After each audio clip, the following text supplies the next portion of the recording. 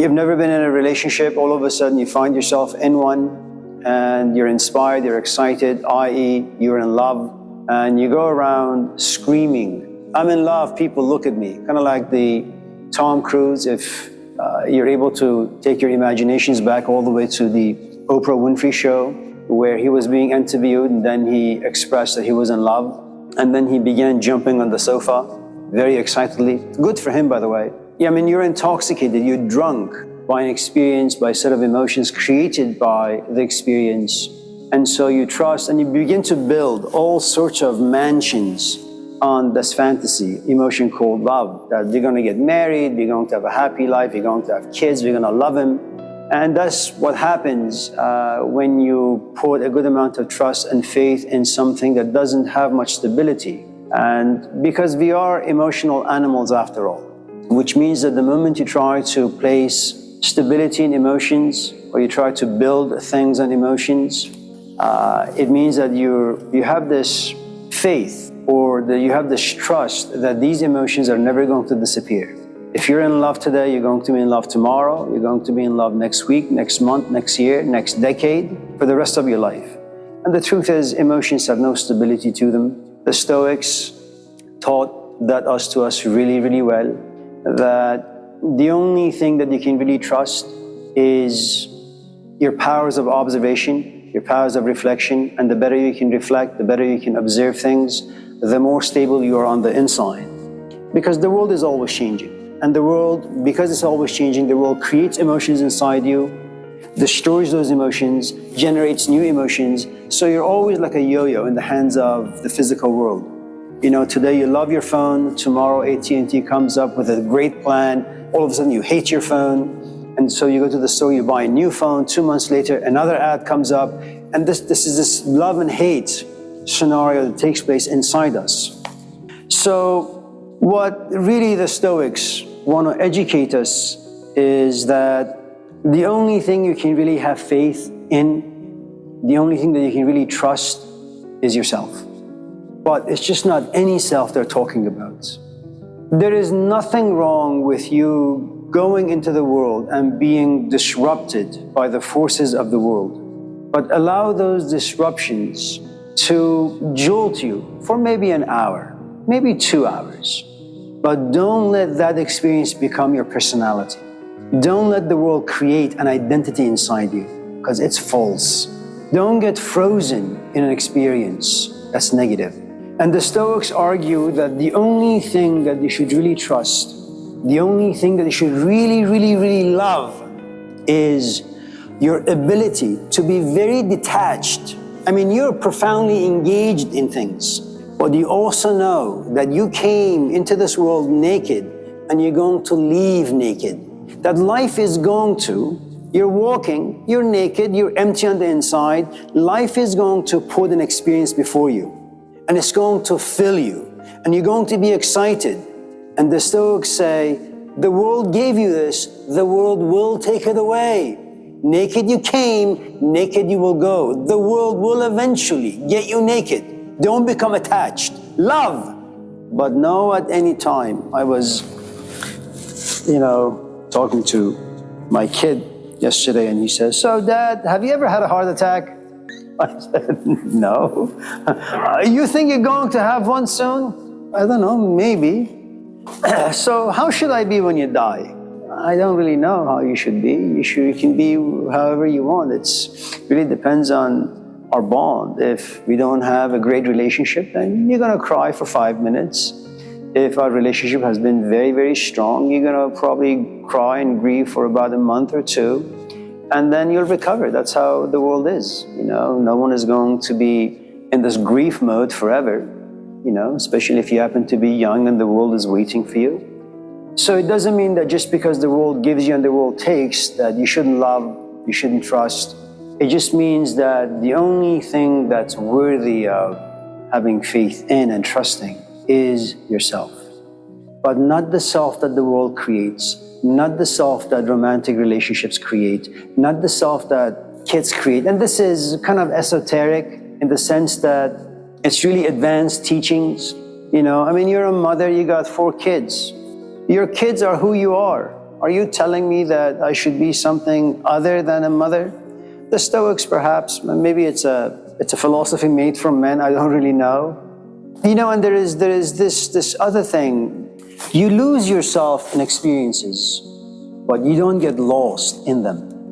In other words, just in case an expectation doesn't come true, you don't get confused, then lost, then depressed, then chronic depression. And so the question is, well, how do you create a self in which you can trust? That despite all the brutalities of life, at the end of the day, you can go home and say, hi, I know, today ABCD happened to you. I know some of the experiences were really, really quite awful and traumatic, but I'm glad that I left them behind when I came inside the house. There you are, let's sit and have a good day, or have a nice dinner. And initially it's going to be a failed attempt. So just because you read some esoteric philosophy that encourages you to figure out what sort of a self you should cultivate and possess and own, I think the first decade or two, you're going to struggle, and not only is the world going to disappoint you, you're going to disappoint you as well, because you keep reading, you keep wanting to apply the ideas to yourself, only it's not going to work. Unlike anything else, you're in the business of cooking, but you're not cooking an omelet, you're not cooking chicken, you're cooking a self. And very much like if you're new to cooking, you're going to make a lot of mistakes. You're going to waste a lot of money. You're going to waste a lot of gas. You're going to waste a lot of electricity. You're going to waste a lot of food. And this is going to be the same. You're going to waste a lot of energy trying to figure out how to create the self that best fits you, your temperament. And if you don't give up, if you're able to just keep at it for a long, long, long time, after maybe 15, 20 years, you'll become really, really good. I'll refer to this book. It's about how you can create a self that's worth having. The book is called Daughter of Fire. It's about a 50-year-old woman. I think she was born maybe in the 1920s, and her first marriage didn't go well, and so she divorced. Her second marriage was relatively well, but the husband died. She never had children.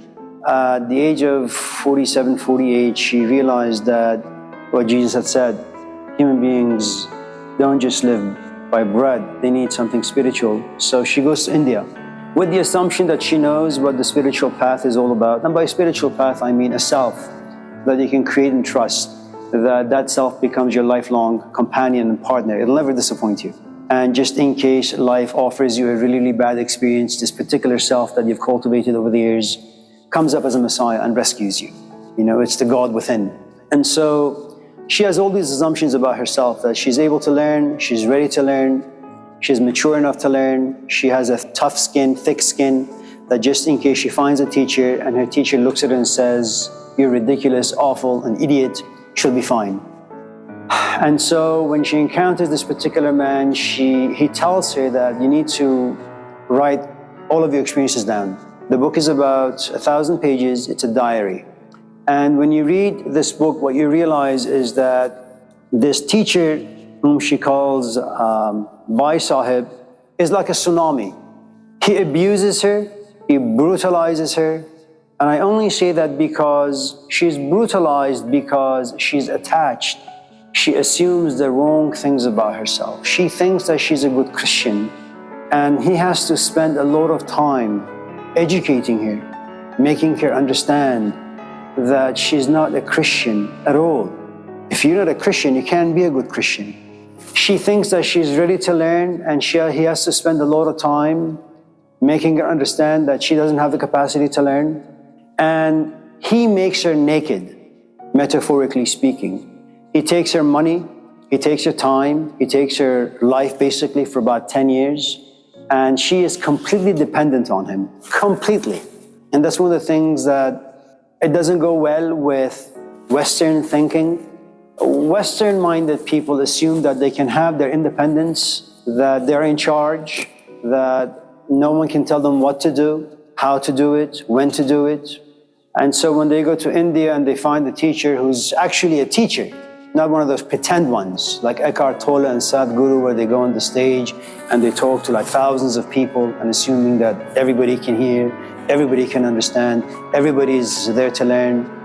So teaching for the most part is a one-to-one phenomenon. It doesn't take place on a massive level. It can never. Because the task of a teacher is to empty you from within with all the garbage that you have accumulated through your own experience, with the way you have romanticized life, the way society has demolished you, but you think it's actually good for you. So he has to take everything out, and he does. And then he creates this dependency where she is completely dependent on him. And then what he does is he slowly creates a self inside her. You know, it's like you love your mom and you love your dad, and every night they sit and read books with you. And you say, man, I've sat and read books with my parents for the past 15 years.